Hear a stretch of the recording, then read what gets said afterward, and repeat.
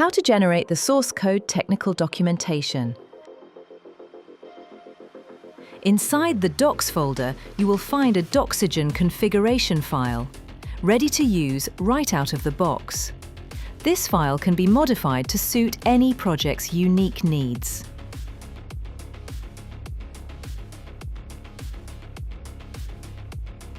To run Doxygen, simply execute the commands shown in the screen right now.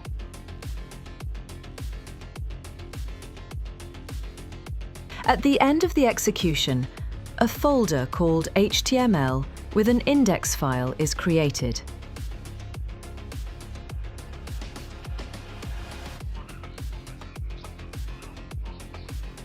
When you run Doxygen, it transforms our source code into a beautiful, clickable HTML site, complete with function dependency graphs and in-depth technical details. The technical documentation is critical not just in ours, but in all serious real-world software projects. It helps developers to truly understand how everything fits together, leading to efficient collaboration and long-term project maintenance.